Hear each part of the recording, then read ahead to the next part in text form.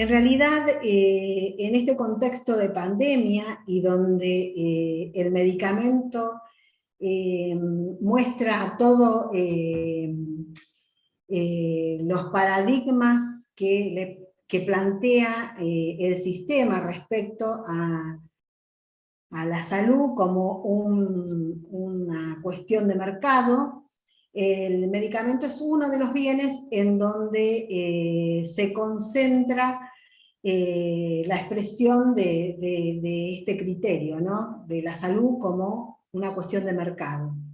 Porque justamente el medicamento tiene toda una parte de producción, que es una fábrica, y genera un bien con un valor, y también no solo un valor en el aspecto de el precio que tiene, sino en lo que representa como estructura de poder en estos contextos.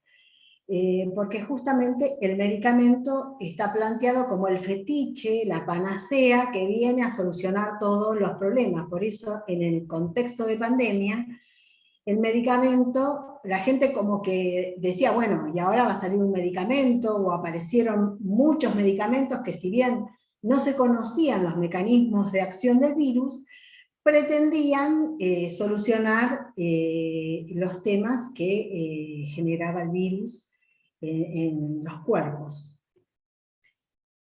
La naturaleza nos muestra que el mercado no soluciona los problemas humanos y que también nos da un golpe a nuestro ego respecto de otras especies. Los humanos nos muestra en nuestra vulnerabilidad absoluta en esta expansión mundial de un virus que nos lesiona en el ego de especie, ¿no? En realidad este virus nos va a costar mucho tiempo ver bien cómo es sus mecanismos de acción y cómo pararlos, ¿no es cierto? Y la ciencia, si bien ha tenido respuestas rápidas, le costó. Y bueno, justamente esa idea de que un medicamento, una pastillita puede solucionar cualquier tema humano, fue interpelada por esta pandemia. Por eso nos pareció que era un buen momento para justamente fundamentar el hecho de que el medicamento, como cuestión, desde la perspectiva de la macroestructura fármaco industrial, tiene techos que se ven más claramente en estos contextos. Entonces nos pareció que era un buen momento para ir interpelando el concepto del medicamento como bien de mercado para ir llevándolo al fundamento del bien social. ¿Cuándo pasa el medicamento de bien de mercado a un bien social? Cuando entra dentro de los sistemas de salud, hay que pagar por ese medicamento y el derecho a la salud se ve vulnerado por el hecho del no acceso al medicamento. Y en función de esto es que empezamos a armar distintos trabajos para atender justamente a evidenciar la falta de acceso a partir del estudio de las rutas críticas, o sea, desde la población que necesita ese medicamento hacia las macroestructuras que determinan el precio y las formas de acceso al medicamento, ya sea la seguridad social o el pago de bolsillo por parte de la población que lo necesita. Entonces, empezamos a interpelar con distintas ideas el tema del medicamento como un bien de cambio, digamos, para intentar fundamentar lo que finalmente salió en julio del 2011 como primer normativa en el país, que fue la Ley de Producción Pública, en donde se pone por primera vez en una ley en la Argentina al medicamento como un bien social. Esta es la primera ley, que es del julio del 2011, que surge como una lucha de todos los colectivos que trataron de impulsar la producción pública, y se pone en el primer artículo justamente que el medicamento era considerado un bien social.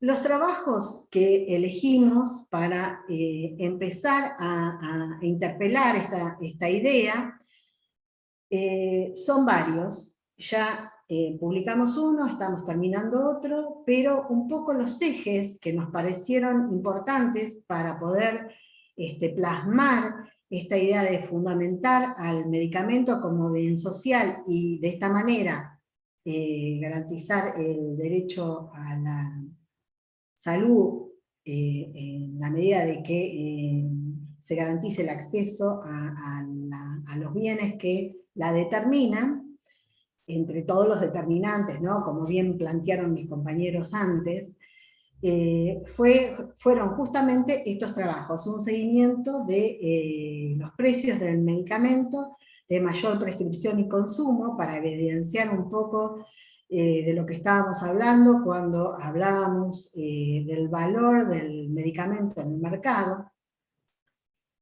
Después hicimos seguimiento de los precios en patologías prevalentes y crónicas, que son las que más inciden en la población de nuestro país.